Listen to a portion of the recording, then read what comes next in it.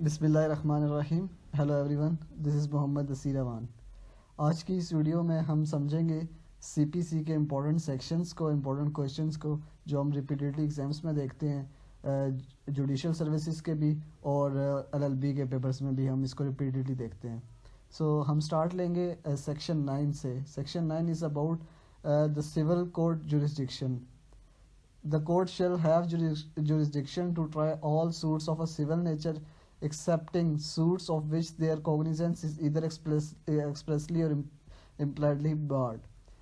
जो civil court होती है उसकी जुरिसडिक्शन होती है कि वो सब सूट्स अपना ट्रायल कर सकती है सिविल नेचर के, लेकिन कौन से suit accepting suits of which वो सूट ट्रायल नहीं कर सकती जिसकी कॉग्निसेंस एक्सप्रेसली और इम्प्लाइडली बार्ड की गई हो।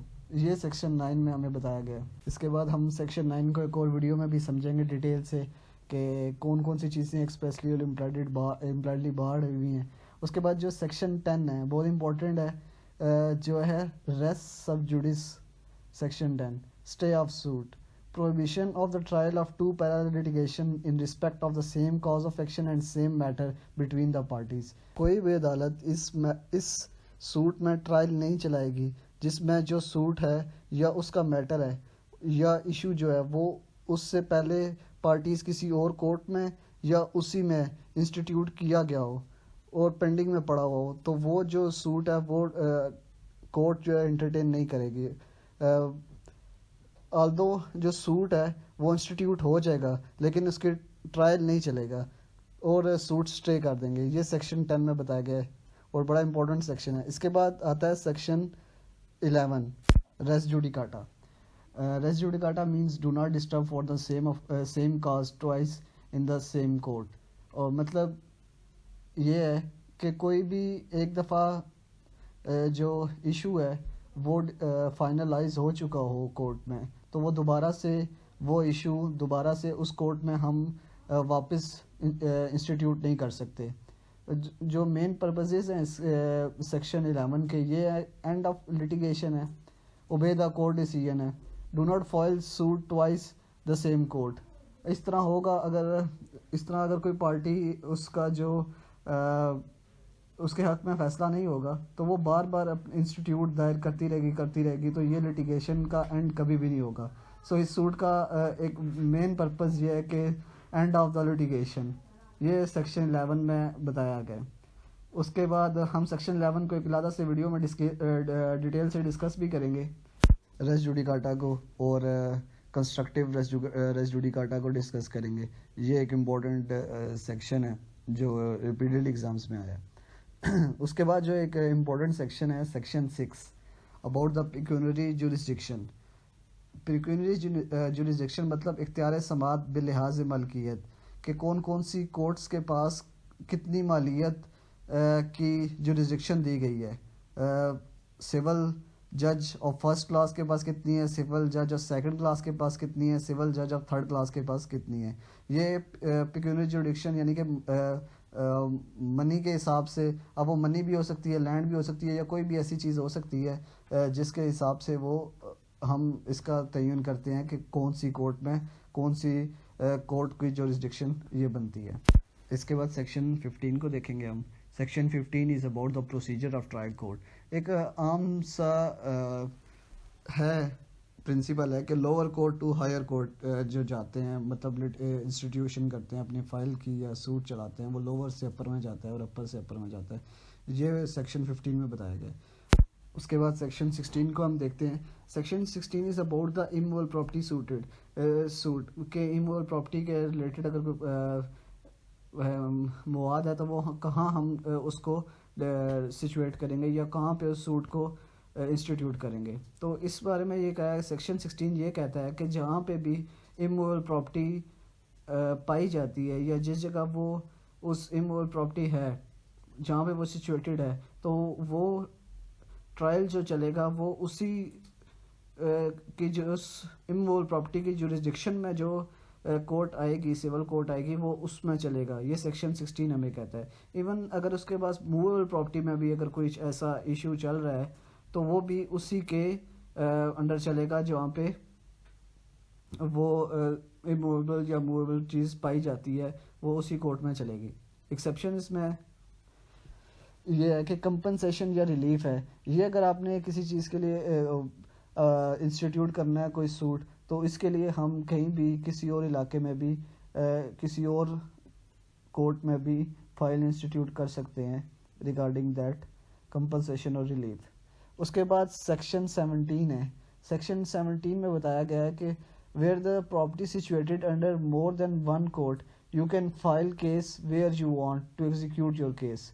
अगर आपकी प्रॉपर्टी तनाज़ात में है कि कौन सी कोर्ट उसकी जुरिसडिक्शन में आएगी या कौन सी नहीं आएगी, तो आप वो अपनी प्रॉपर्टी का सूट कहीं भी दायर कर सकते हैं जहाँ पे भी आपको लगे कि ये कोर्ट आपसे उससे रिलेटेड है। तो उसके बाद सेक्शन 18 है, इम्पोर्टेंट सेक्शन है कि अनसर्टेनिटी ऑफ प्रॉपर्टी जुरिसडिक्शन, जहाँ पे आपको प्रॉपर्टी के जुरिसडिक्शन नहीं है, आपको समझ नहीं आ रही कि अब हम किस में करें, तो उस केस में ये होगा कि आप जिसमें चाहें इंस्टीट्यूट कर दें फाइल, और उसके बाद जो कोर्ट होगी वो एक रिटन स्टेटमेंट लिखेगी कि अगर इसके बाद ये जो हम इंटरटेन कर रहे हैं एक केस को, इसके बाद कोई दूसरी पार्टी इसको अपीलेंट कोर्ट में ये डिफेंस लेके नहीं जा सकती कि ये जो सूट दायर हुआ था ये जिस कोर्ट में हुआ था वो उसके जुरिसडिक्शन में नहीं आएगा। तो ये एक इम्पॉर्टेंट सेक्शन है। उसके बाद सेक्शन 19 है। सेक्शन 19 जो है वो टॉर्ट केसेस में के ज़्यादातर डील करता है, पर्सनल अफेयर लाइक टॉर्ट और मूवेबल प्रॉपर्टी इस तरह की चीज़ों को डील करता है। तो इसके बारे में ये कहते हैं कि जहाँ पे या तो वो एक्शन कॉज हुआ हो जुरिसडिक्शन, जहाँ पे या तो वो एक्शन कॉज हुआ वहाँ पे होगा, या जहाँ पे डिफेंडेंट रहता है, इन दो जगहों में आप अपना केस फाइल कर सकते हैं। सेक्शन 19 हमें ये कहता है। उसके बाद सेक्शन 20। सेक्शन 20 एक कॉम्प्रिहेंसिव सेक्शन है जिसके बारे में जिसको हम इस तरह देख लेते हैं, एग्जांपल के थ्रू देखते हैं कि जैसे 3 लोग हैं, मान लीजिए कि ए बी सी, ए इस्लामाबाद में रहता है, बी रावलपिंडी में रहता है, सी लाहौर में रहता है। तो कॉज ऑफ एक्शन या कोई कॉन्ट्रैक्ट जो उनका हुआ था वो कराची में हो गया। अब ब्रीच ऑफ कॉन्ट्रैक्ट कर दिया बी और सी ने। ए ने अगर फाइल सूट करना है तो उसके पास ये चॉइस हो गई, या तो वो कराची में करे या रावलपिंडी या लाहौर, जहाँ पे उसका दिल करे वो अपना सूट फाइल कर सकता है। ये सेक्शन 20 कहता है। उसके बाद इम्पोर्टेंट सेक्शन है, और इम्पोर्टेंट बहुत इम्पोर्टेंट एक क्वेश्चन है जो हमेशा LLB के पेपर्स में हम देखते आया होता है, रिपीटेडली आया होता है, और सेकेंडली जुडिशल सर्विसेज के पेपर में भी ये बहुत इम्पोर्टेंट क्वेश्चन समझा जाता है, और डेली लाइफ में भी, डेली प्रोसीडिंग में भी अपील से रिलेटेड जो है वो काफ़ी ज़्यादा प्रोसीडिंग में हमें ये हेल्पफुल देता है। तो अपील जो है वो सेक्शन 96 से लेके 104 तक सेक्शन हमें डील करते हैं अपील के। तो अपील क्या होती है? Party appeal for set aside and reverse the decision. जो पार्टी अपील करती है या तो वो ये कहती है कि डिसीजन सेट असाइड कर दें या अपना डिसीजन रिवर्स कर लें, और अपील हमेशा जजमेंट की होती है। उसके बाद एग्रीड पार्टी जो होती है वो हमेशा अपील के लिए जाती है जिसके अगेंस्ट डिसीजन गया हो। ये अपील में हम देखते हैं। इसके बाद अपील बहुत कॉम्प्रिहेंसिव टॉपिक है जिसमें हम फर्स्ट अपील भी इसके टाइप्स देखते हैं, फर्स्ट अपील, सेकंड अपील, और फर्स्ट अपील कौन सी होती है, सेकंड अपील कौन सी होती है, इनमें डिफरेंस भी अक्सर एग्जाम्स में पूछा जाता है। तो ये कॉम्प्रिहेंसिव क्वेश्चन है जो हम एक अलग से वीडियो में डिस्कस करेंगे।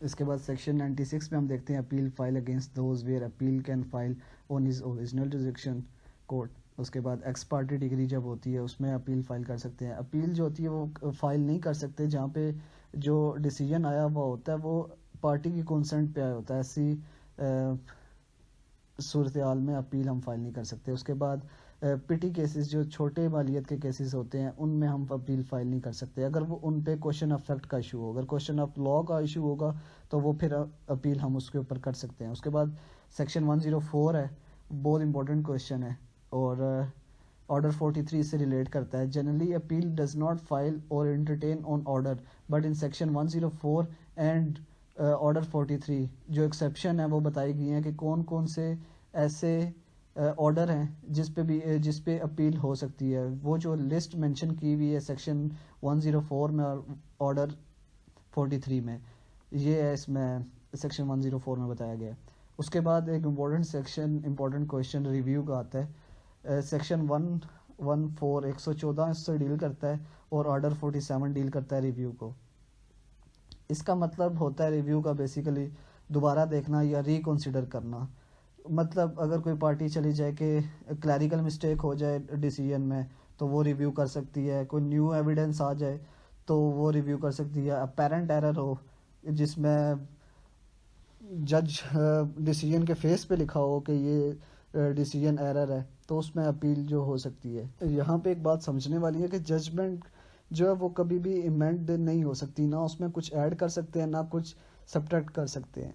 लेकिन कुछ जो दो मेन मिस्टेक्स जो बताई गई हैं, जो एक्सेप्शंस बताई गई हैं, वो एक तो ये है कि क्लियर एरर जब होगा या क्लैरिकल मिस्टेक होगी तो उसमें हो जाती है, रिव्यू हो जाता है, या रिव्यू दो ऐसी चीज़ें हैं जिसमें जजमेंट जो है वो उसको अमेंड की जा सकती है और ये इनहेरेंट पावर नहीं है कोर्ट की, ये इसको ग्रांट की जाती है। आज की वीडियो में हमने कोशिश की है कि जो शुरू के कुछ इंपॉर्टेंट क्वेश्चंस हैं वो हम डिस्कस करें, इंपॉर्टेंट सेक्शंस हम डिस्कस करें। ये वो क्वेश्चंस हैं जो एग्ज़ाम्स में रिपीटेडली आए होते हैं, जुडिशल सर्विसेज के भी और LLB के पेपर्स में भी। सो इंशाल्लाह एक और पार्ट 2 भी बनाएंगे हम CPC इंपॉर्टेंट क्वेश्चंस का, जिसमें मैं बताऊंगा कि कौन कौन से और क्वेश्चंस हैं जो बहुत ज़्यादा अहम हैं जुडिशल सर्विसेज और LLB के पेपर्स के लिए। सो अगर आज की वीडियो आपको अच्छी लगी हुई तो काइंडली हमारे चैनल को सब्सक्राइब करें और अपने दोस्तों तक शेयर करें। अल्लाह हाफिज़।